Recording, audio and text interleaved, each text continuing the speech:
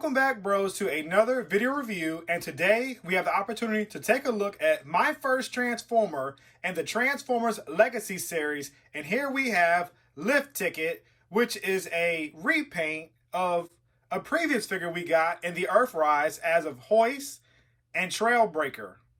Now, this figure right here is a Diaclone paint scheme. And this figure looks great. So taking a look at what's inside the packaging, everything is right here as you can see.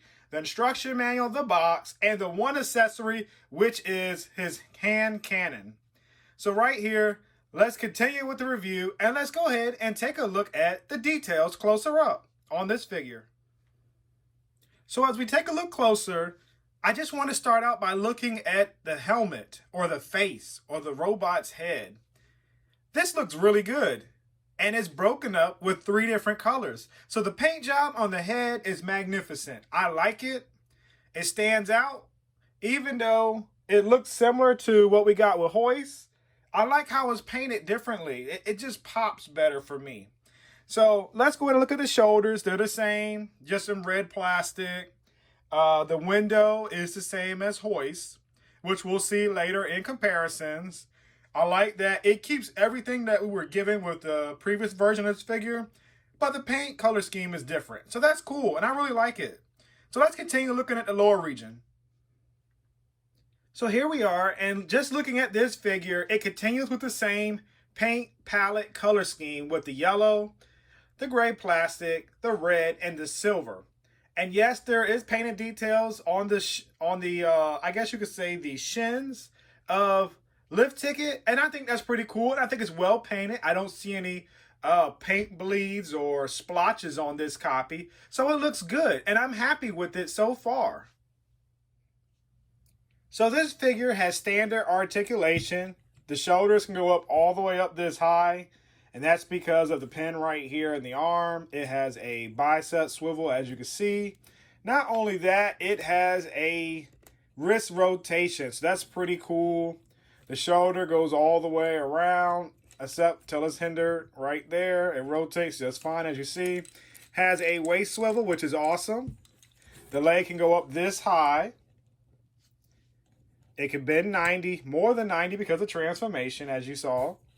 And it goes all the way back this high, so he can get some great back awkward kicks if you like. And then also it comes with foot rocker, so you can get the dynamic poses if you like. The head is on a ball joint, which can look up this high, and it can look down this low, which is not very low. So right here, it's the same as what we got with the Transformers Trailbreaker and Hoist. So let's continue the review and take a look at the comparisons. So here we have all 3 figures of the current mold, and the first molding of this figure was Hoist. Then we have Trailbreaker in the black, and then now we have Lift Ticket in the red. And as you can see, they're all pretty much the same figure except for some slight modifications. For instance, Trailbreaker has its, I guess you could say its headlamp or truck lamp for the lights in truck mode on his actual right side of his shoulder, or it could be his left, depends on how you're looking at it. And then also the arm attachment for his hand to be a gun is more of a square, while Lift Ticket and Hoist have the more circular hand attachment. As you can see, they all pretty much transform into the same thing, except for Trailbreaker. And this is just to show off his scale with figures in different lines. We have the Studio series with the Coronation Starscream, and then we also have Transformers Bumblebee in the Red series. And he still looks like he fits in, and he looks good, except Bumblebee's a little bit too tall, but it's all right. So now it's time for transformation.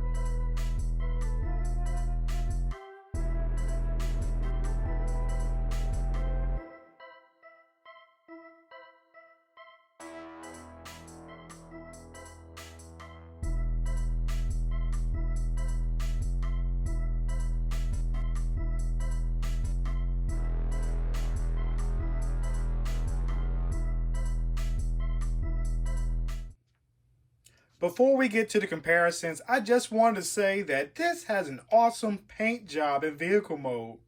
There's a lot of paint details, even though it's mainly molded plastic, but just a little touch they put up here makes this figure stand out.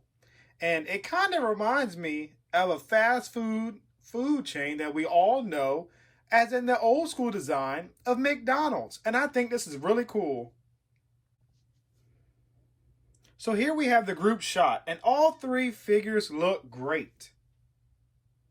I like how they are broken up with different colors and also different tempos on the figure. So Hasbro, you did a good job of making all three of these figures unique, and I like that. So let's go ahead and continue to check out this cool figure and see what other cool things he can do. So here we go, guys, just to have some fun with this toy. Since it's my first video review, let's go ahead and have him tow somebody. Well, didn't quite work as I wanted to. Maybe a rubber band to keep him up there. But that would have been cool if he could do that. So another thing that we can do is move the Minicon out the way. And now we can do one of these Earthrise battle. I forgot what they're called, but you know what I'm trying to say. And now he can just tow his fellow Autobot, as you see, away from the battle scene to get him to the repair bay. So this is a cool figure, and it has a ton of playability. So as you see right there with this figure, you can connect your Battle Masters, or I can't remember what they are, so forgive me for that because it has slipped my mind. But as you can see, this figure is a ton of fun. So here we are for the Yeah Bro Productions figure card score system. As you see it, it's going to be on the right to the figure, which is on the right side of the screen. So after seeing those categories, now you know how I'm grading this figure. Now, just looking at this figure, I already mentioned it has a tremendous paint job, and I like the decals that were applied to this figure. So I have to give this figure a 10 in that category. Now, here we are, the most important part, the molding. This is a repaint. So it's not a remolding, so I do have some problems with this figure. Check this out. As you see, it's very hard for this figure to hold a pose. And it suffered just like the hoist figure, which was the original mold for this figure. So that I'm a little bummed out about, that the arms are very loose. I'm not sure if that's fixable, but I heard other popular YouTube reviewers saying I could possibly put some shoe polish or floor polish in between that pin, possibly to tighten it up. And then, you know, it is a little loose in the legs and also in the waist. Like this right here is just a little too loose. So it's, you know, not my liking. So the molding is a great mold, but it does suffer because the joints and the arms are pretty loose. So I have to give this category an 8 out of 10. Now, when it comes to the playability, I showed you in vehicle mode and also in robot mode with the dynamic poses and also the tow truck hitch possibility.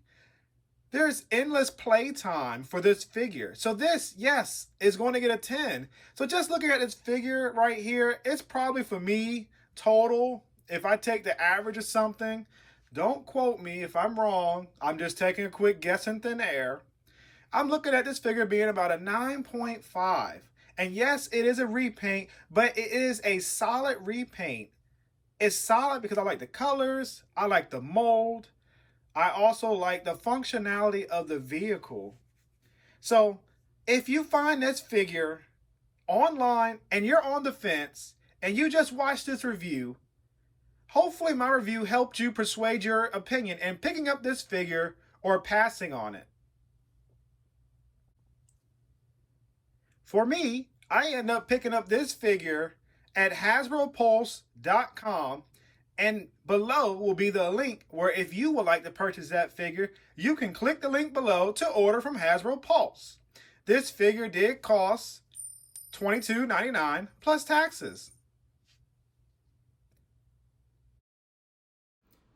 Please like, share, and subscribe.